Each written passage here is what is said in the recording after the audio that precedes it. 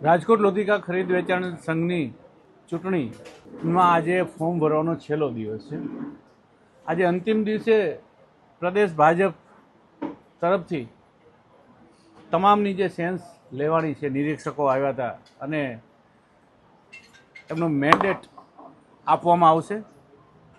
આ વખતે રાજકોટ લોધિકા ખરીદ વેચાણ સંઘથી, આમ તો માર્કેટિંગ યાર્ડ વખતથી મેન્ડેટ પ્રોસિજર, મેન્ડેટથી પ્રક્રિયા ચૂંટણી લડવાની શરૂ થઈ છે અને એ રાલો સંઘમાં પણ આ વખતે અનુકૂળ રહેશે. આજે 12:30-1 વાગે લગભગ વાત છે કે ત્યાંથી મેન્ડેટ આવશે પ્રદેશ કાર્યાલયમાંથી. ફેક્સ ઉતરશે એટલે તરત બધાના જે લોકોએ ટિકિટ માગી છે, જે લોકો લડવા ઈચ્છુક છે તે લોકોના ફોર્મ ભરીને તૈયાર રાખ્યા છે. બંને તાલુકા પ્રમુખ, અમારે લોધિકા તાલુકા ભાજપ પ્રમુખ ડૉક્ટર પ્રકાશ વીરડા, રાજકોટ તાલુકા ભાજપ પ્રમુખ ભાઈ કેયુરભાઈ ઢોલરિયા, આ બંનેને ફોર્મ ઉપાડવાથી માંડી અને તમામ ભરવા માટેની જવાબદારી સોંપવામાં આવી છે. અત્યારે બધા ઉમેદવારો આવી ગયા છે. પાર્ટી એક બનીને નેક બનીને આ ચૂંટણી લડશે. આપ જોઈ રહ્યા છો છેલ્લા ઘણા દિવસથી જે અમારા મુખ્ય આગેવાનો છે, જયેશભાઈ રાદડિયા, અરવિંદભાઈ રૈયાણી, નીતિનભાઈ ઢાકેચા, આ બધા એક મતેથી કીધું કે પાર્ટીનો આદેશ જે કંઈ હશે એને અમે શિરોમાની માનશું. રાજકોટ લોધિકા સંઘ છે એ એશિયામાં સૌથી મોટો તાલુકા સંઘ છે. જિલ્લા સંઘ હોય પણ તાલુકા સંઘ છે. અને ત્યાં અમારે જે આપ જોઈ રહ્યા છો કે તિરુપતિ કોટન સીડનું રિફાઇન થાય છે, સિંગતેલ, સહકાર સિંગતેલ છે, જેનું બજારમાં એવડું મોટું નામ છે કે લોકો આખા વર્ષનું ભરી લે છે. એટલે જે કહેવાય કે એકદમ ચોકસાઈથી બનાવેલું અને એકદમ શુદ્ધ સિંગતેલ તો એ રાજકોટ લોધિકા ખરીદ વેચાણ સંઘનું સહકાર સિંગતેલ છે. અને ખેડૂતોની આ સંસ્થા છે, ભરપૂર નફો કરતી આ સંસ્થા છે, મોટી ડિપોઝિટ ધરાવતી આ સંસ્થા છે. એટલે એની જાળવણી માટે યોગ્ય રીતે ઉમેદવારોને પસંદગી કરવામાં આવે એની ચીવટ આ વખતે પ્રદેશ ભાજપે રાખી છે. રાજકારણ જોવા મળી રહ્યું છે, શું કહેશો? રાજકારણ તો અત્યારે વિશ્વ આખામાં જોવા જ મળી રહ્યું છે, પણ સહકારીમાં એટલા માટે કે અહીંયા સહકારથી રાજકારણ થાય છે. 15નું જ આપવામાં આવશે. અસંતોષ નહીં થાય, એના ટેકામાં ઊભા રહેશે. મેન્ડેટ હજુ સુધી આવ્યા નથી, આવશે એટલે બધા પાર્ટી લાઇનમાં રહેશે. એવી તમામ આપ જો અત્યાર સુધી 4 કે ફોર્મ તો એક જ ભરાણું છે, ઉપડ્યા છે 4. પણ એ શરૂઆતમાં આપને વાત કહી દઉં કે ભાઈ પાડાસણમાં મહેશભાઈ આસોદરિયા છે, એને ખ્યાલ નહોતો કે પાર્ટી આદેશ કરે પછી ફોર્મ ઉપાડવાના છે. એટલે એનાથી એક ફોર્મ એને ઉપાડ્યું છે, પાછું પોતે સ્વીકાર્યું છે. પણ એક ફોર્મ ભરાઈને આવ્યું છે ત્યાં ગ્રુપ નંબર 1માં. આપને કીધું હું 5 વર્ષ રાજકોટ લોધિકા ખરીદ વેચાણ સંઘનો ચેરમેન રહ્યો છું. વચમાં 3 મહિના હું રજા ઉપર હતો વિદેશ પ્રવાસને કારણે.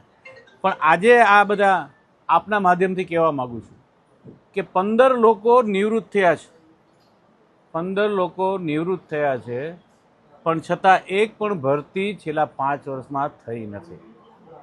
આજના છાપામાં હું તો કહું ને, આજના છાપામાં અમારા ચીકાણીભાઈ છે એને લખ્યું છે કે સંદેશમાં, પણ એમાં એવું છે કે જે એ 2 વાત કરી છે ને એ કોઈ કર્મચારી નથી. હા, સરકારનો નિયમ છે કે અમુક સંખ્યાએ 1 એપ્રેન્ટિસ અને અમુક સંખ્યાએ 2 અને અમુક સંખ્યાએ 3 એપ્રેન્ટિસ દરેક સહકારી સંસ્થાઓ ફરજિયાત ITI મોકલે, સરકાર મોકલે, એને સરકાર સ્ટાઇફંડ આપે. 2 કે 3 હજાર કે 4 હજાર સંસ્થાએ ભોગવવાના હોય, બાકી 8-9 હજાર રૂપિયા એ સરકાર સ્ટાઇફંડ આપે છે. બેરોજગારી દૂર કરવાના એક પ્રક્રિયાના ભાગરૂપે આ મોદી સરકારનો નિર્ણય છે, જેને ગુજરાત સરકારે અપનાવ્યો છે. એટલે જે 4 જણાને એપ્રેન્ટિસ પણ લીધા હતા એ અગાઉના વર્ષમાં હતા. અત્યારે જે વાત છે, હું આપને કહી દઉં, ભીમજીભાઈ કલોલાની એક આજે છે સંદેશમાં, એમનું વર્ઝન છે, મારું પણ વર્ઝન છે. તો એમાં હું આપને કહું કે એમાં કોઈ ભરતી નથી. એ 2 છોકરાઓ કોઈ રાલો સંઘના કર્મચારી નથી. સંદેશે એવું લખ્યું નથી પણ કે કર્મચારી છે એવું નથી લખ્યું. એમને પણ એમ કીધું કે ITI પ્રમાણિત આ લોકો છે. એ બંને છોકરાઓને, એનું નામ છે યશ અને બીજું નામ વ ઉપર છે, ભૂલી ગયો છું, પણ એ બંને આઈટીઆઈના માંથી એપ્રેન્ટિસ તરીકે આવ્યા હતા. અમારા 2 વાયરમેન કે જેમના પગાર 70-80 હજાર હતા એ બંને નિવૃત્ત થયા છે 2 વર્ષથી. એટલે આઈટીઆઈમાંથી આ લોકો આવ્યા હતા ને એને આપણે એપ્રેન્ટિસશીપ આપી હતી. એની એપ્રેન્ટિસશીપ પૂરી થઈ ગઈ છે 4-5 મહિનાથી. એટલે એ લોકોને ઇલેક્ટ્રિક પાવરની જાળવણી કરવાનો કોન્ટ્રાક્ટ આપ્યો છે.